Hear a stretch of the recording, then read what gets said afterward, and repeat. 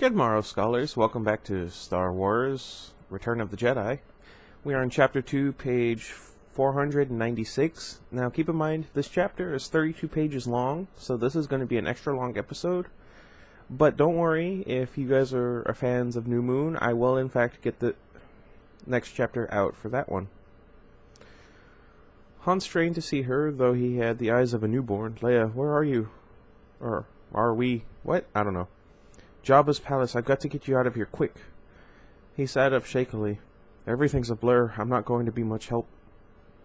She looked at him for a long moment, her blinded love. She traveled light years to find him, risked her life, lost hard-won time needed sorely by the rebellion, time she couldn't really afford to throw away on personal quests and private desires, but she loved him. Tears filled her eyes. We'll make it, she whispered. Impulsively, she embraced him and kissed him again. He, too, was flooded with emotion. All at once, back from the dead, the beautiful princess filling his arms, snatching him from the teeth of the void. He felt overwhelmed, unable to move, even to speak. He held her tightly, his blind eyes closed fast against the sordid realities that would come rushing in soon enough. Sooner than that, as it happened, a repulsive squishing sound suddenly became all too obvious behind them. Han opened his eyes, but still could see nothing.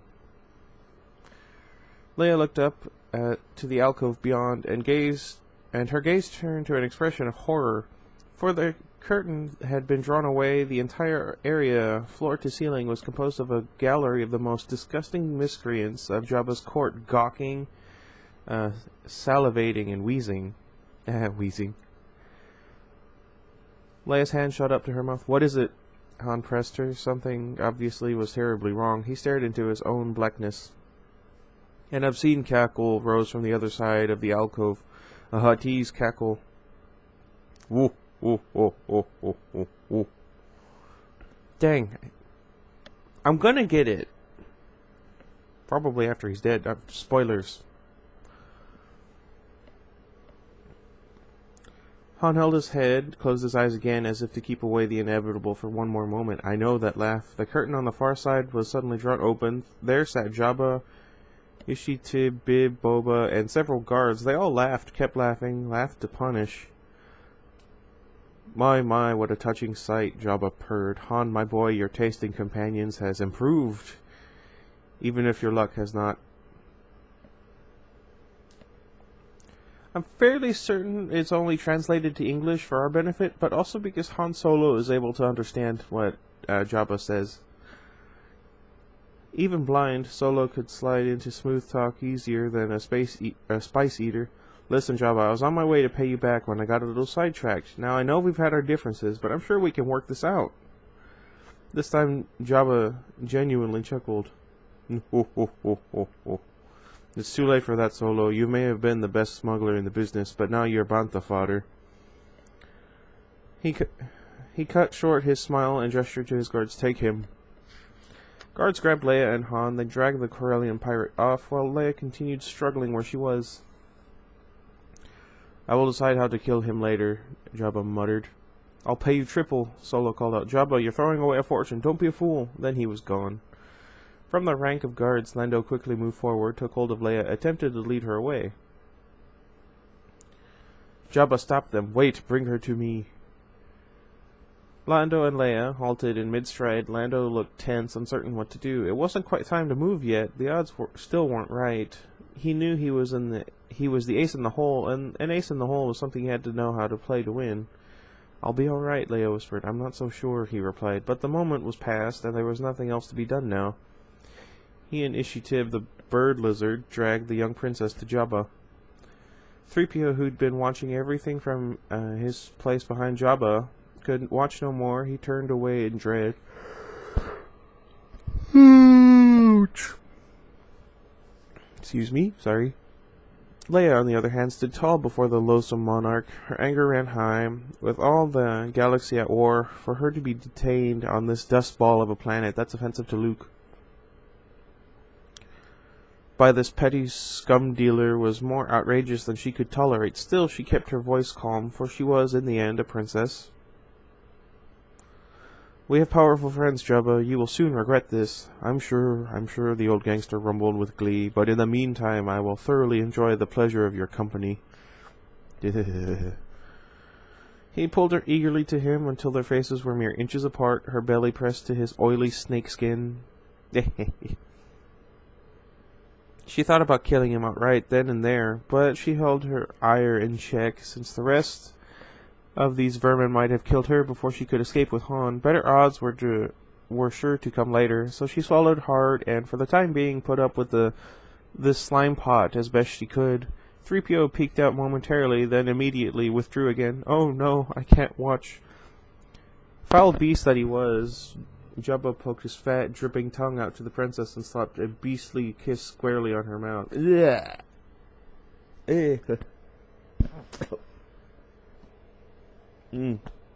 No, I'm good, I'm good. Han was thrown roughly into the dungeon cell. The door crashed shut behind him. He fell to the floor in the darkness, then picked himself up and sat against the wall. After a few moments of pounding the ground with his fist, he quieted down and tried to organize his thoughts. Darkness. Well, blast it, blind is blind.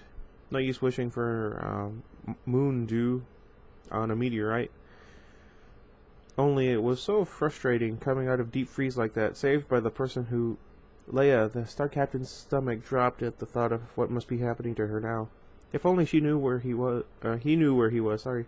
Tentatively, he knocked on the wall behind him, solid rock. But what could he do? Bargain, maybe? But what did he have to bargain with? Dumb question, he thought. When did I ever have something to bargain with before? What, though? Money? Jabba had more than he could ever count. Pleasures? Nothing could give Jabba more pleasure than to defile the princess and kill Solo. No, things were bad. In fact, it didn't look like they could get much worse. Then he heard the growl, a low, formidable sound from out of the dense blackness at the far corner of the cell. The growl of a large and angry beast. The Han Solo's arms stood on end. Quickly he rose to his back to the wall. Looks like I've got some company, he muttered. The wild creature bellowed out an insane growl. I don't know. That was the best I got. It's my throat. Just shut up. No offense. And raced straight at Solo, grabbing him ferociously around the chest, lifting him several feet into the air and squeezing off his breathing. There we go. Han was totally motionless for several long seconds. He couldn't believe his ears. Chewie, is that you? The giant Wookiee barked with joy. For the second time in an hour, Solo was overcome with happiness, but this was an entirely different matter. All right, wait a second, you're crushing me. Chewbacca put his friend down. Han reached up and scratched his partner's chest. Chewie looked like a pup. Aww. That's one of the reasons I like Chewie. Okay, what's going on around here, anyway? Han was instantly back on track. Here was unbelievably good fortune. Here was someone who he could make a plan with, and not only someone, but his most loyal friend in the galaxy. Chewie filled him in at length. I'm not going to bother. Lando's plan, what is he doing here? Chewie barked extensively. Han shook his head. Is Luke crazy? Why'd you listen to him? That kid can't even take care of himself, let alone rescue anyone.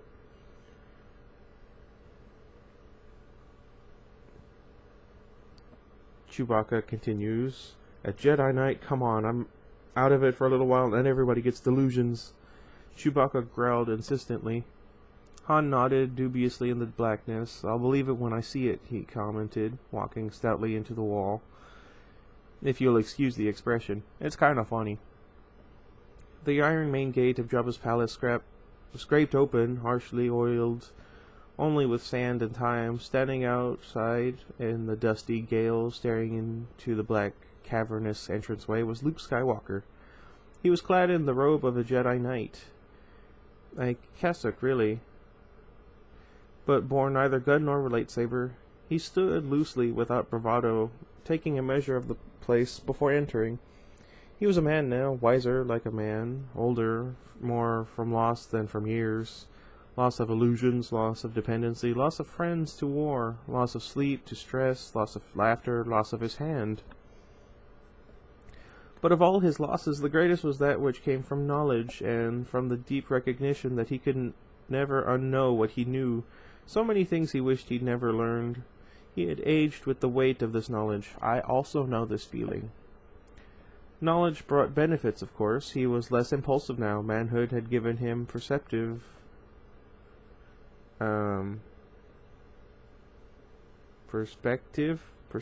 there we go.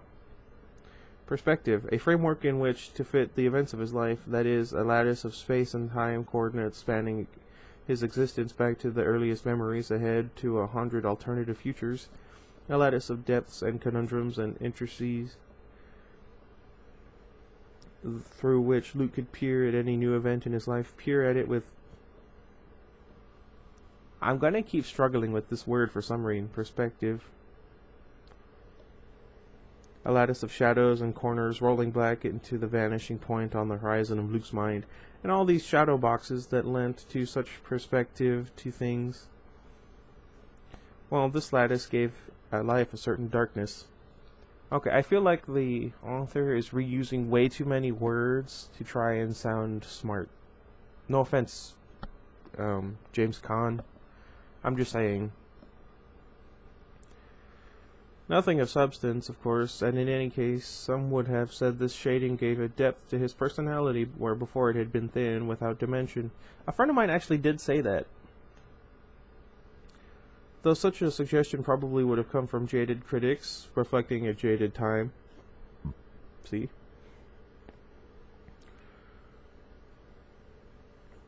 Nonetheless, there was a certain darkness now. There were other advantages to knowledge. Rationality, etiquette, choice of them all was a true double-edged sword. But it did have its advantages. Furthermore, he was skilled in the craft of the Jedi now, where before he'd been merely precocious. He was more aware now. These were all desirable attributes, to be sure, and Luke knew as well as anyone that all the things alive must grow. Still, it carried a certain sadness, the sum of all his knowledge. A certain sense of regret. But who could afford to be a boy in such times as these? Resolutely, Luke strode into the arching hallway. Almost immediately, 2 Gamorreans stepped up, blocking his path. One spoke in a voice that did not invite debate. "No Chuba." Luke raised his hand and pointed it at the guards. Before either of them could draw a weapon, they were both clutching at their own throats, choking, gasping. They fell to their knees. Luke lowered his hand and walked on. The guards, suddenly able to breathe again, slumped to the sandrift, did steps. They didn't follow. Around the next corner, Luke was met by Bib Fortuna. Fortuna began speaking as he approached the young Jedi, but Luke never broke stride, so Bib had to reverse his direction in mid-sentence and hurry along with Skywalker in order to carry out a conversation. "You must be the one called Skywalker. His Excellency will not see you. I will speak to Jabba now." Luke spoke evenly, never slowing. They passed several more guards at the next crossing who fell in behind them. "The great Jabba is asleep," Bib explained. "He has instructed me to tell you that there will be no bargains." Luke stopped suddenly and stared at Bib. He locked eyes with the Majordomo, raised his hand slightly, took a minutely inward turn. "You will take me to Jabba now." Bib paused, tilted his head a fraction. What were the instructions? Oh yes, now he remembered. "I will take you to Jabba now." He turned and walked down the twisting corridor that led to the throne chamber. Luke followed him into the gloom. "You serve your master well," he whispered in Bib's ear. "I serve my master well," Bib nodded with conviction. "You are sure to be rewarded," Luke added. Bib smiled smugly. "I'm sure to be rewarded." As Luke and Bib entered Jabba's court, the level of tumult dropped precipitously. There we go. As if Luke's presence had a cooling effect, everyone felt the change. The lieutenant and the Jedi Knight approached the throne. Luke saw Leia seated there, now by Jabba's belly. She was chained at the neck and dressed in the skimpy costume of a dancing girl. He could feel her pain immediately from across the room, but he said nothing, didn't even look at her. Shut her anguish completely out of his mind, for he needed to focus his attention entirely on Jabba. Leia, for her part, sensed this at once. She closed her mind to Luke to keep herself from distracting him, yet at the same time she kept it open, ready to receive any sliver of information she might need to act, as she felt charged with possibilities. 3PO peeked out from behind the throne as Bib walked up. For the first time in many days he scanned his Hope program. At last Master Luke's come to take me away from all this, he beamed. Bib stood proudly before Jabba. "Master, I present Luke Skywalker, Jedi Knight." I told you not to admit him, the gangster slug growled in Huttese. I must be allowed to speak. Luke spoke quietly, though his words were heard throughout the hall. He must be allowed to speak, Bib concurred thoughtfully. Jabba, furious, bashed Bib across the face and sent him reeling to the floor. You weak-minded fool, he's using an old Jedi mind trick. Luke let all the rest of the motley horde that surrounded him melt into the recesses of his consciousness, to let Jabba fill his mind totally. You will bring Captain Solo and the Wookiee to me. Jabba smiled grimly. Your mind powers will not work on me, boy. I'm not affected by your human thought pattern. Then, as an afterthought, I was killing your kind when being a Jedi meant something. Wait, does he mean he was killing Jedi, or he was killing humans? Luke altered his stance somewhat internally and externally. Nevertheless, I am taking Captain Solo and his friends. You can either profit from this, or be destroyed. It's your choice, but I warn you not to underestimate my powers. He spoke in his own language, which Jabba well understood. Jabba laughed, the laugh of a lion cautioned by a mouse. I liked that story. 3PO, who had been observing this interplay intently, leaned forward to whisper to Luke, Master, that you're standing. A guard abruptly restrained the concerned droid, though, and pulled him back to his place. Jabba cut short his laugh with a scowl. There will be no bargain, young Jedi. I shall enjoy watching you die. Luke raised his hand. A pistol jumped out of the holster of a nearby guard and landed snugly in the Jedi's palm. Luke pointed to the weapon at Jabba. Jabba spat, Bosca. The floor suddenly dropped away, sending Luke and his guard crashing into the pit below. The trapdoor immediately closed again. All the beasts of the court rushed to the floor grating and looked down. Luke! Yelled Leia. She felt part of herself torn away, pulled down into the pit with him. She started forward, but was held in check by the manacle around her throat. Raucous laughter crowded from everywhere at once, set her on edge. She poised to flee. A human guard touched her shoulder. She looked. It was Lando, imperceptibly. He shook his head. No, imperceptibly. Her muscles relaxed. This wasn't the right moment. He knew, but it was the right hand. All the cards were here now. Luke, Han, Leia, Chewbacca, and old wildcard Lando. He just didn't want Leia revealing the hand before all the bets were out. The stakes were just too high. In the pit below, Luke picked himself up off the floor. He found he was now in a large cavern-like dungeon, the walls formed of craggy boulders pocked with lightless crevices. Crevices? Let me know. The half-chewed bones of countless animals were strewn over the floor, smelling of decayed flesh and twisted fear. 25 feet above him, in the ceiling, he saw the iron grating through which Jabba's repugnant courtiers peered. The guard beside him suddenly began to scream uncontrollably as the door on the side of the cave slowly rumbled open. With infinite calm, Luke surveyed his surroundings as he removed his long robe down to his Jedi tunic to give him more freedom of movement. He backed quickly to the wall and crouched there, waiting. Out of the side passage emerged the giant Rancor. The size of an elephant, it was somehow reptilian, somehow as unformed as a nightmare. Its huge screeching mouth was asymmetrical in its head. Its fangs and claws sat all out of proportion. It was clearly a mutant, and wild as all unreason. The guard picked up the pistol from the dirt where it had fallen, began firing laser bursts at the hideous monster. This only made the beast angrier. It lumbered toward the guard. The guard kept firing, ignoring the laser blasts. The beast grabbed the hysterical guard, popped him into his slavering jaws, and swallowed him in a gulp. The above audience cheered, laughed, and threw coins. That's a waste of coins. Who would go get them, I wonder? The guard... Wait, where was I? The monster then turned and started for Luke, but the Jedi Knight leapt 8 meters straight up and grabbed onto the overhead grate.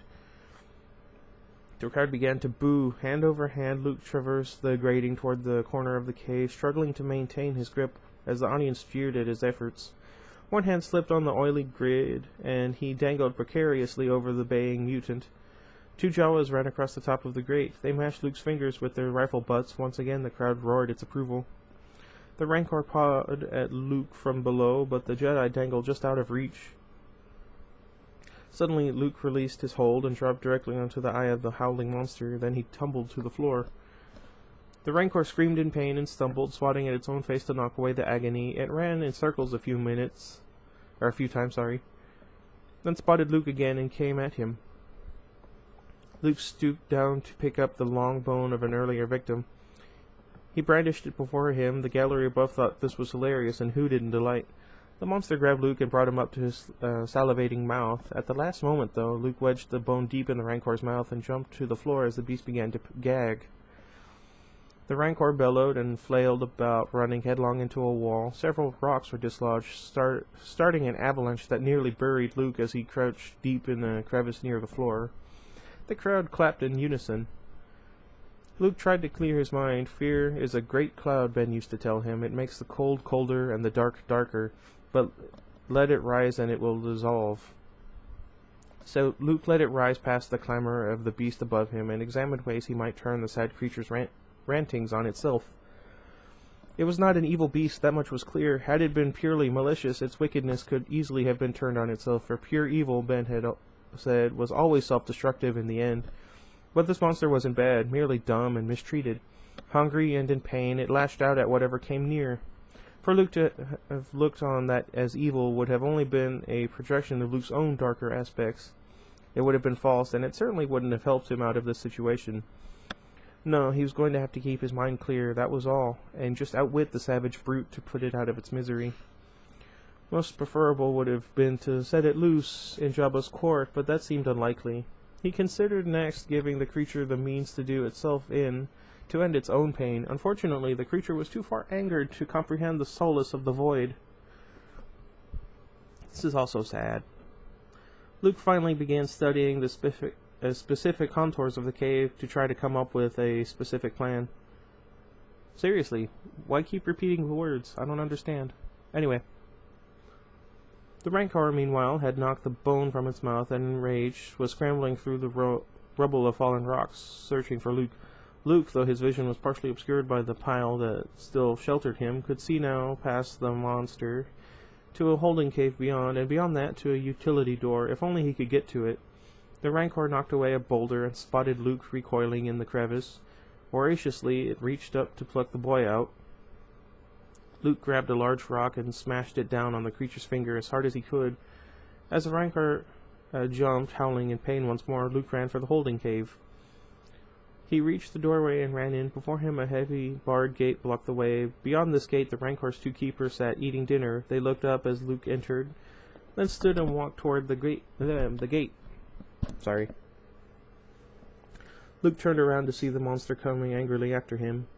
He turned back to the gate and tried to open it. The keepers poked at him with their two-pronged spears, jabbed at him through the bars, laughing and chewing their food as the Rancor drew closer to the young Jedi. Luke backed against the wall as the Rancor reached into the room for him. Suddenly he saw the restraining door panel halfway up the opposite wall. The Rancor began to enter the holding room, closing in for the kill, when all at once Luke picked up a skull off of the floor and hurled it at the panel. The panel exploded in a shower of sparks, and the giant iron overhead restraining door came crashing down on the Rancor's head, crushing it like an axe smashing through a ripe watermelon. Those in the audience above gasped as one, then were silent. They were all truly stunned at this bizarre turn of events. They all looked at Jabba, who was apologetic with... Wait, what? Apoplectic? Forget it. I don't know why I can't speak today. With rage, never had he felt such fury. Leia had tried to hide her delight, but was unable to keep from smiling, and this increased Jabba's anger even further. Harshly he snapped at his guards, "Get him out of there, bring me Solo and the Wookiee. They will all suffer for this outrage." In the pit below, Luke stood calmly as several of Jabba's henchmen ran in, clapped him in bonds, and ushered him out. The Rancor keeper wept openly and threw himself down on the body of his dead pet. Life would be a lonely proposition for him from that day. I remember even as a little boy when my mom first showed me Return of the Jedi, it made me cry because, well, I wasn't allowed to have a dog back then because we were too poor. So yeah. You can wait. Han and Chewie were led before the steaming Jabba. I assume that literally. Dang, I'm still only on 509. Jeez, this is going to be a long chapter. Han and Chewie were led before the steaming Jabba. Han still squinted and stumbled every few feet. 3PO stood behind the hut, unbearably apprehensive. Jabba kept Leia on a short tether, stroking her hair to try to calm himself. A constant murmuring filled the room as the rabble speculated on what was going to happen to whom. With a flurry, several guards, including Lando Calrissian, dragged Luke in across the room. To give them passage, the courtiers parted like an unruly sea. When Luke, too, was standing before the throne, he nudged Solo with a smile. "Good to see you again, old buddy." Solo's face lit up. There seemed to be no end to the number of friends who kept bumping into him. "Luke, are you in this mess now, too?" "Wouldn't miss it," Skywalker smiled. For just a moment, he almost felt like a boy again. "Well, how are we doing?" Han raised his eyebrows. "Same as always." "Uh-oh." Solo replied under his breath. He felt 100% relaxed, just like old times, but a second later a bleak thought chilled him. "Where's Leia? Is she—" Her eyes had been fixed on him from the moment he'd entered the room, though, guarding his spirit with her own. When he spoke of her now, she responded instantly, calling from her place on Jabba's throne. "I'm all right, but I don't know how much longer I can hold off your slobbering friend here." She was intentionally cavalier to put Solo at ease. Besides, the sight of all her friends there at once made her feel nearly invincible. Han, Luke, Chewie, Lando, even 3PO was skulking around somewhere, trying to be forgotten. Leia almost laughed out loud, almost punched Jabba in the nose. She could barely restrain herself. She wanted to hug them all. Suddenly Jabba shouted. The entire room was immediately silent. "Talk, droid!" Timidly, 3PO stepped forward with an embarrassed, self-effacing head gesture, addressed the captives. "His High Exaltedness, the great Jabba the Hutt, has decreed that you are to be terminated immediately." Solo said loudly, "That's good, I hate long waits." "Your extreme offense against His Majesty," 3PO went on, "demands the most torturous form of death." "No sense in doing things halfway," Solo cracked. Jabba could be so pompous sometimes, and now with old Goldenrod, they're making his pronouncements. No matter what else, 3PO simply hated being interrupted. He collected himself nonetheless and continued, "You will be taken to the Dune Sea, where you will be thrown into the great pit of Carkoon." "Wait, what?" Han shrugged, then turned to look. "That doesn't sound too bad." 3PO ignored the interruption. "The resting place of the all-powerful Sarlacc. In his belly you will find a new definition of pain and suffering as you slowly digest for 1,000 years. On second thought, we could pass on that, Solo reconsidered. 1,000 years was a bit much. Chewie barked his wholehearted agreement. Luke only smiled. "You should have bargained, Jabba. This is the last mistake you'll ever make." Luke was unable to suppress the satisfaction in his voice. He found Jabba despicable, a leech of the galaxy, sucking the life from whatever he touched. Luke wanted to burn the villain, and so was actually rather glad Jabba had refused to bargain, for now Luke would get his wish precisely. Of course, his primary objective was to free his friends, whom he loved dearly. It was also his concern that guided him now, above all else, but in the process to free the universe of this gangster slug, this was a prospect that tinted Luke's purpose with an ever so slightly dark satisfaction. Jabba chortled evilly. "Take them away." At last, a bit of pure pleasure on the otherwise dreary day. Feeding the Sarlacc was the only thing he enjoyed as much as feeding the Rancor. Poor Rancor.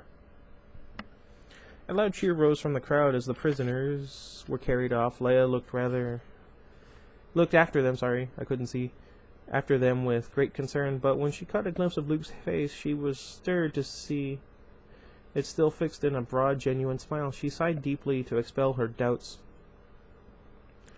Jabba's giant anti-gravity sailboard glided slowly over the endless dune sea. Its sandblasted iron hull creaked in the slight breeze, each puff of wind coughing into two huge sails as if even nature suffered some terminal malaise. Sorry. Wherever it came near Jabba. He was below decks now, with most of his court hiding the decay of his spirit from the cleansing sun. Alongside the barge, two small skiffs floated in formation, one an escort craft bearing 6 scruffy soldiers, another a gun skiff containing the prisoners, Han, Chewie, Luke. They were all in bonds and surrounded by armed guards. Barada, to Weequays and Lando Calrissian. Barada was the no-nonsense sort, and not likely to let anything get out of hand. He carried a long gun as if he wanted nothing more than to hear it speak. The Weequays were an odd sort. They were brothers, leathery and bald, save for a tribal topknot braided and worn to the side. No one was certain whether Weequay was the name of their tribe or their species, or whether all in their tribe were brothers or were all named Weequays. It was only known that these two were called by this name, and that they treated all other creatures indifferently. With each other they were gentle, even tender, but like Barada, they seemed anxious for the prisoners to misbehave. And Lando, of course, remained silent, ready, waiting for an opportunity. This reminded him of the lithium scam he'd run on the Pesmanbin, for they'd salted the dunes there with lithium carbonate to con the Imperial governor into leasing the planet. Lando, posing as a non-union... Okay, non-union. I couldn't see it. Shut up. When I say shut up, I don't mean to be rude. It's just... Never mind.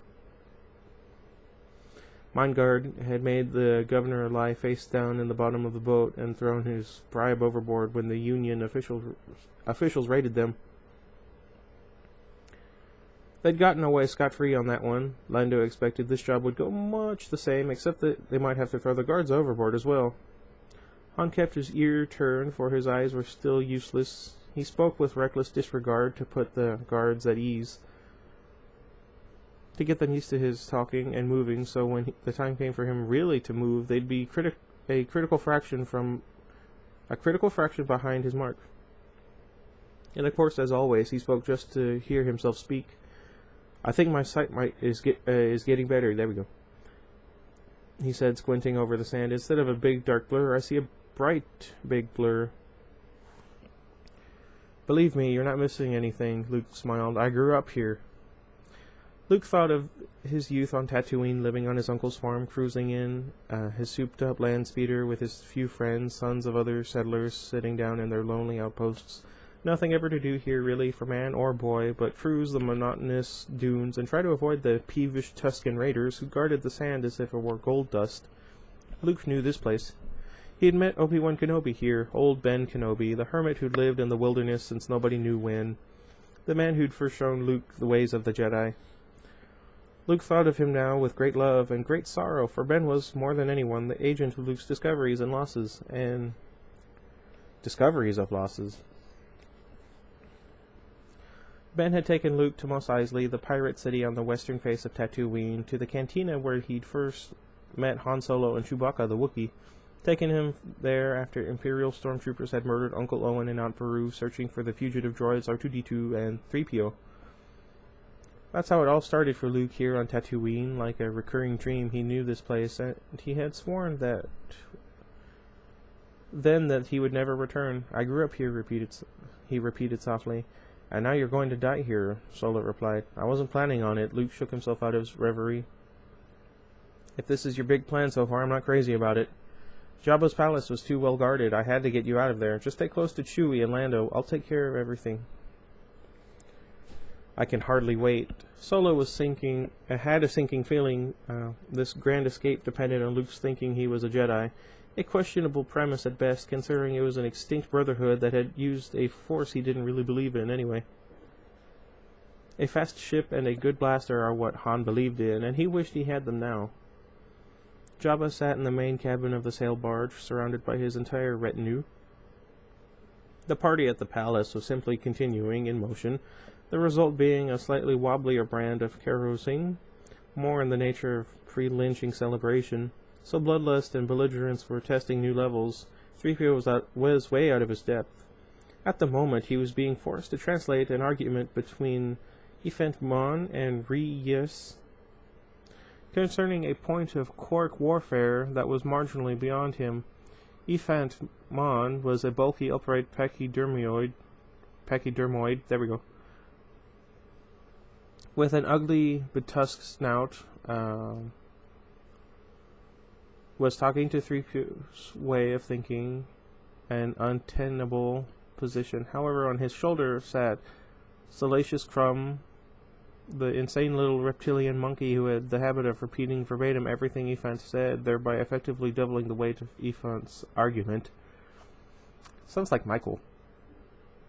Ifant concluded the oration with a typically bellicose avowal, Wusi Jawamba Boog, to which Salacious nodded, then added, ditto.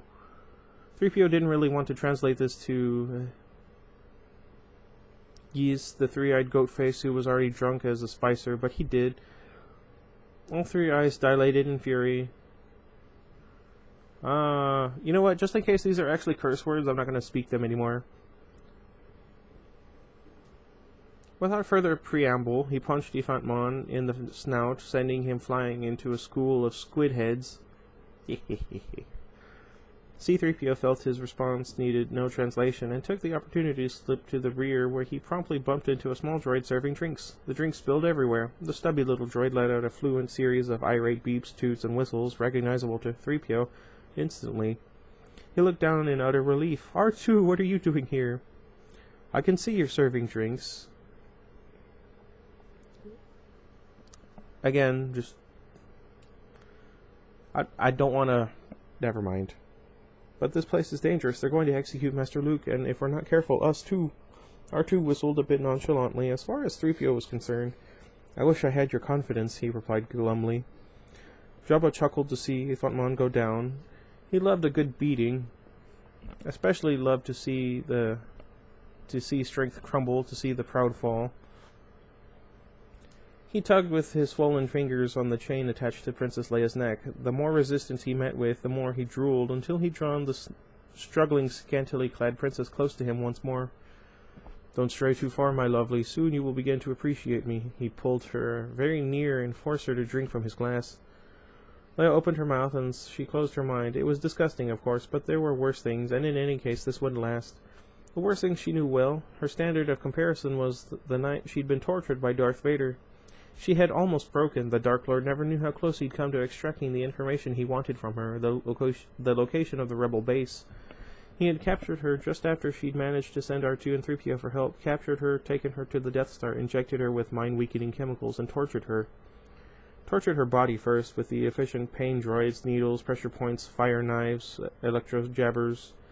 She'd endured these pains, as she now endured Jabba's loathsome touch, with a natural inner strength. She slid a few feet away from Jabba now as his attention was distracted, moved to peer out the slats in the louvered, windows, to squint through the dusty sunlight on the skiff on which her rescuers were being carried. It was stopping. The whole convoy was stopping, in fact, over a huge sand pit. The sail barge moved to one side of the giant depression, with the escort skiff. The prisoner's skiff hovered directly over the pit, though perhaps 20 feet in the air. I don't know why I didn't just check my phone to see what time it was. Where was I? At the bottom of the deep cone of sand, a repulsive mucus-lined pink membranous hole puckered, almost unmoving. The hole was 8 feet in diameter, its perimeter clustered with 3 rows of inwardly directed, needle-sharp teeth. Sand stuck to the mucus that lined the sides of the opening, occasionally sliding into the black cavity at the center. This was the mouth of the Sarlacc. An iron plank was extended over the side of the prisoner's skiff. 2 guards untied Luke's bonds and shoved him gruffly out onto the plank, straight above the orifice in the sand, now beginning to undulate in peristaltic movement and salivate with increased mucus secretion as it smelled the meat it was about to receive. Ew. Jabba moved his party up to the observation deck. Luke rubbed his wrist to restore circulation. The heat simmering off the desert warmed his soul, for finally this would always be his home, born and bred in a bantha patch. I don't know. He saw Leia standing at the rail of the big barge and winked. She winked back. Jabba motioned to 3PO to his side, then mumbled orders to the golden droid. 3PO stepped up to the comm link. Jabba raised his arms, and the whole motley array of intergalactic pirates fell silent. 3PO's voice rose, amplified by the loudspeaker. His Excellency, there we go, hopes you will die honorably, 3PO announced. This did not scan at all. Someone had obviously mislaid the correct program. Nonetheless, he was only a droid. His functions well delineated. Translation only, no free will, please. He shook his head and continued, but should any of you wish to beg for mercy, Jabba will now listen to your pleas. Han stepped forward to give the bloated slime pot his last thoughts, in case all else failed. You'd tell that slimy piece of worm-ridden filth. Unfortunately, Han was facing into the desert, away from the sail barge. Chewie reached over and turned Solo around, so he was now properly facing the piece of worm-ridden filth he was addressing. Han nodded without stopping. Worm-ridden filth, he'll get no such pleasure from us. Chewie made a few growly noises of general agreement. Luke was ready. Jabba, this is your last chance, he shouted. Free us or die. He shot a quick look to Lando, who moved unobtrusively toward the back of the skiff. This was it, Lando figured. They just toss the guards overboard and take off under everyone's nose. The monsters on the barge roared with laughter. R2, during this commotion, rolled silently up the ramp to the side of the upper deck. Jabba raised his hand, and his minions were quiet. I'm sure you're right, my young Jedi friend, he smiled. Then he turned his thumb down. Put him in. The spectators cheered as Luke was prodded to the edge of the plank by Weequay. Luke looked up at R2 standing alone by the rail, flipped the little droid a jaunty salute. At that prearranged signal, there we go. A flap slid open in R2's domed head, and a projectile shot high into the air and curved in a gentle arc over the desert. Luke jumped off the plank. Another bloodthirsty cheer went up. In less than a second, though, Luke had spun around in free fall and caught the end of the plank with his fingertips. The thin metal bent wildly from his weight, paused near to snapping, then catapulted him up. In midair, he did a complete flip and dropped down in the middle of the plank, the spot he'd just left, only now behind the confused guards. Casually, he extended his arm to his side, palm up, and suddenly his lightsaber, which R2 had shot sailing toward him, dropped neatly into his open hand. With Jedi speed, Luke ignited his sword and attacked the guard at the skiff edge of the plank, sending him in, screaming overboard, into the twitching mouth of the Sarlacc. The other guards swarmed around Luke. Grimly, he waded into them, lightsaber flashing. His own lightsaber, not his father's. He had lost his father's in the duel with Darth Vader, in which he'd lost his hand as well. Darth Vader, who had told Luke he was his father. But this lightsaber Luke had fashioned himself in Obi-Wan Kenobi's abandoned hut on the other side of Tatooine. Made with the old Jedi Master's tools and parts, made with love and craft and dire need. He wielded it now, as if it were fused to his hand, as if it were an extension of his own arm. This lightsaber truly was Luke's. He cut through the onslaught like a light dissolving shadows. Lando grappled with the helmsman, trying to seize controls of the skiff. The helmsman's laser pistol fired, blasting the nearby panel, and the skiff lurched to one side, throwing another guard into the pit, knocking everyone else into a pile on the deck. Luke picked himself up and ran toward the helmsman, lightsaber raised. The creature retreated over at the overpowering sight, stumbled, and he too went over the edge into the maw. The bewildered guard landed on the soft, sandy slope of the pit and began an inexorable slide down toward the toothy, vicious opening. He clawed desperately at the sand, screaming. Suddenly, a muscled tentacle oozed out of the Sarlacc's mouth, slithered up the caked sand, coiled tightly around the helmsman's ankle, and pulled him into the hole with a grotesque slurp. Poor guy. All this happened in a matter of seconds. When he saw what was happening, Jabba exploded in a rage and yelled furious commands at those around him. In a moment, there was a general uproar, with creatures running through every door. It was during this directionless confusion that Leia acted. She jumped up onto Jabba's throne, grabbed the chain which enslaved her, and wrapped it around his bulbous throat. Then she dove off to the other side of the support, pulling the chain violently in her grasp. The metal rings buried themselves in the loose folds of the hut's neck like a garrote. I don't know if that's how it's pronounced, but bear with me. With a strength beyond her own strength, she pulled. He bucked with his huge torso, nearly breaking her fingers, nearly yanking her arms from their sockets. He could get no leverage. His bulk was too unwieldy. But just his sheer mass was almost enough to break any mere physical restraint. Yet Leia's hold was not merely physical. She closed her eyes, she closed out the pain in her hands, focused all her life force and all it was able to channel into squeezing the breath from this horrid creature. She pulled, she sweated, she visualized the chain digging millimeter by millimeter deeper into Jabba's windpipe, as Jabba wildly thrashed, frantically twisted from this least expected of foes. With a last gasping effort, Jabba tensed every muscle and lurched forward. His reptilian eyes began to bulge from their sockets as the chain tightened. His oily tongue flopped from his mouth, his thick tail twitched in spasms of effort until he finally lay still, dead weight. Leia set about trying to free herself from the chain at her neck, while outside the battle began to rage. Boba Fett ignited his rocket pack, leapt into the air, and with a single effort flew down from the barge to the skiff just as Luke finished freeing Han and Chewie from their bonds. Boba aimed his laser gun at Luke, but before he could fire, the young Jedi spun around, sweeping his light sword in an arc that sliced the bounty hunter's gun in half. A series of blasts suddenly erupted from the large cannon on the upper deck of the barge, hitting the skiff broadside and rocking it 40 degrees askew. Lando was tossed from the deck, but at the last moment he grabbed a broken strut and dangled desperately above the Sarlacc. This development was definitely not in his game plan, as he vowed to himself never again to get involved in a con that he didn't run from start to finish. The skiff took another direct hit from the barge's deck gun, throwing Chewie and Han against the rail. Wounded, the Wookiee howled in pain. Luke looked over at his hairy friend, whereupon Boba Fett, taking advantage of that moment of distraction, fired a cable out from his armored sleeve. The cable wrapped itself several times around Luke, pinning his arms to his sides, his sword arm now free only from the wrist down.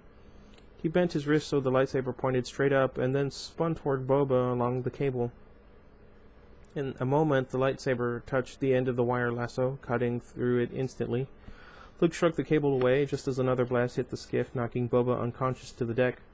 Unfortunately, this explosion also dislodged the strut from which Lando was hanging, sending him careening into the Sarlacc pit. Luke was shaken by the explosion, but unhurt. Lando hit the sandy slope, shouted for help, and tried to scramble out.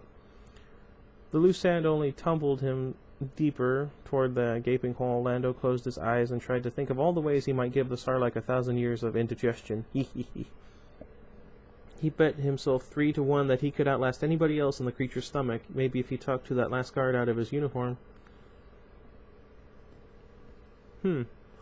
Don't move, Luke screamed, but his attention was immediately diverted by the incoming second skiff, full of guards firing their weapons. It was a Jedi rule of thumb, but it took the soldiers in the second skiff by surprise. When outnumbered, attack. This drives the force of the enemy toward himself. Luke jumped, directly into the center of the skiff and immediately began decimating them in their midst with lightning sweeps of his lightsaber. Back in the other boat, Chewie tried to untangle himself from the wreckage. As Han struggled blindly to his feet, Chewie barked at them, trying to direct him toward a spear lying loose on the deck. Lando screamed, starting to slide closer to the glistening jaws. He was a gambling man, but he wouldn't have taken long odds on his chances of escape right now. "Don't move, Lando," Han called out. "I'm coming." Then to Chewie, "Where is it, Chewie?" He swung his hands frantically over the deck as Chewie growled directions, guiding Solo's movements. At last, Han locked onto the spear. Boba Fett stumbled up just then, still a little dizzy from the exploding shell. He looked over at the other skiff where Luke was in a pitched battle with 6 guards. With one hand, Boba steadied himself on the rail. With the other hand, he aimed his weapon at Luke. Chewie barked at Han. "Which way?" he shouted. Chewie barked. The blinded space pirate swung his long spear in Boba's direction. Instinctively, Fett blocked the blow with his forearm. Again, he aimed at Luke. "Get out of my way, you blind fool," he cursed at Solo. Chewie barked frantically. Han swung his spear again, this time in the opposite direction, landing the hit squarely in the middle of Boba's rocket pack. The it caused the rocket to ignite. Boba blasted off unexpectedly, shooting over the second skiff like a missile and ricocheting straight down into the pit. His armored body slid quickly past Lando and rolled without pause into the Sarlacc's mouth. Chewie growled, "He did? I wish I could have seen that." A major hit from the barge deck gun flipped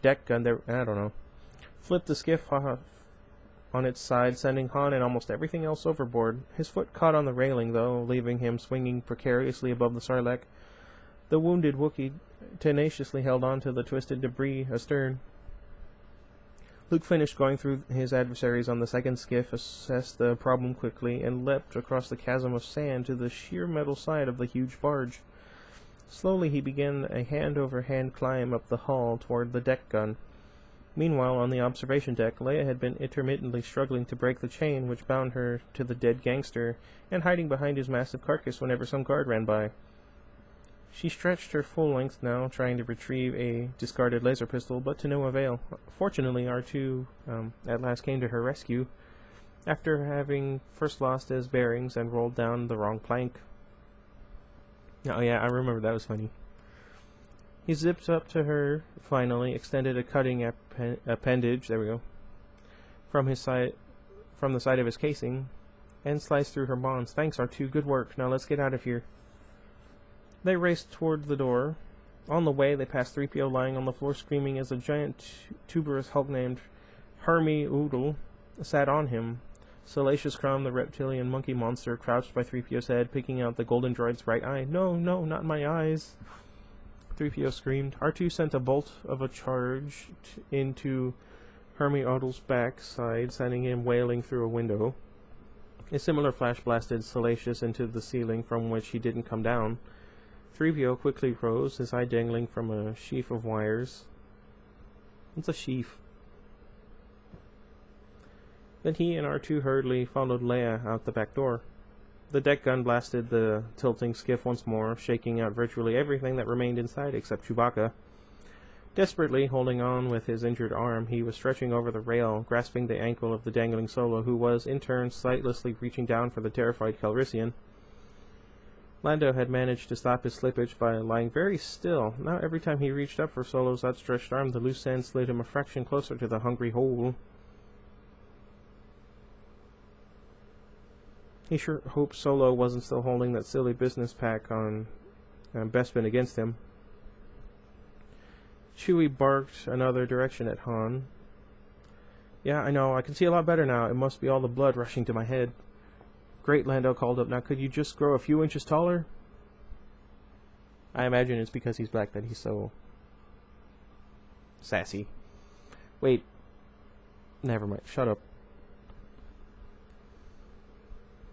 The deck gunners on the barge were lining up this human chain in their sights for the coup de grace. Dang it. Never mind. When Luke stepped in front of them laughing like a pirate king. That sounds weird. He lit his lightsaber before they could squeeze off a shot. A moment later, they were smoking corpses. A company of guards suddenly rushed up the steps from the lower decks, firing. One of the blasts shot Luke's lightsaber from his hand. He ran down the deck, but was quickly surrounded. Two of the soldiers manned the deck gun again. Luke looked at his hand. The mechanism was exposed, the complex steel and circuit construction that replaced his real hand, which Vader had cut off in the last encounter. He flexed the mechanism. It still worked. The deck gunners fired at the skiff below. It hit to the side of the small boat. The shockwave almost knocked Chewie loose, but in tipping the boat further, Han was able to grab onto Lando's wrist. Pull! Solo yelled at the Wookiee. I'm caught! Screamed Calrissian. He looked down in a panic to see one of the Sarlacc's tentacles fully wrap around his ankle. Talk about a wild card. They kept changing the rules every 5 minutes in this game. Tentacles? What kind of odds was anybody going to give on tentacles? Very long, he decided, with a fatalistic grunt, long and sticky. The deck gunners realigned their sights for the final kill, but it was all over for them before they could fire. Leia had commandeered the second deck gun at the other end of the ship. With her first shot, she blasted the rigging that stood between the two deck guns. Her second shot, she wiped out the first deck gun. The explosions rocked the great barge, momentarily distracting the 5 guards who surrounded Luke. In that moment, he reached out his hand, and the lightsaber lying on the deck 10 feet away flew into it. He leapt straight up as the 2 guards fired at him. Their laser bolts killed each other. That's funny. He ignited his blade in the air, swinging it down as he came, mortally wounding the others. He yelled to Leia across the deck. Point it down! She tilted the second deck gun into the deck and nodded to 3PO at the rail. R2 beside him beeped wildly. I can't, R2, 3PO cried. It's too far to jump. R2 butted the golden droid over the edge and then stepped off himself, tumbling head over wheels toward the sand. Meanwhile, the tug-of-war was continuing between the Sarlacc and Solo, with Baron Calrissian as the rope and the prize. Chewbacca held Han's leg, braced himself on the rail, and succeeded in pulling a laser pistol out of the wreckage with his other hand. He aimed the gun toward Lando, then lowered it, barking his concern. "He's right," Lando called out. "It's too far." Solo looked up. "Chewie, give me the gun." Chewbacca gave it to him. He took it with one hand, still holding onto Lando with the other. "Now wait a second, pal," Lando protested. "I thought you were blind." "I'm better, trust me," Solo assured him. "Do I have a choice?" "Hey, a little higher, please." He lowered his head. Han squinted, pulled the trigger, and scored a direct hit on the tentacle. The wormy thing instantly released its grip, slithering back into its own mouth. Chewbacca pulled mightily, drawing first Solo back onto the boat, and then Lando.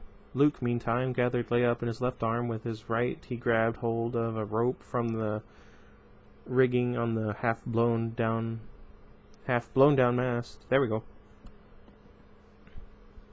And with his foot, he kicked the trigger of the second deck gun and jumped into the air as the cannon exploded into the deck.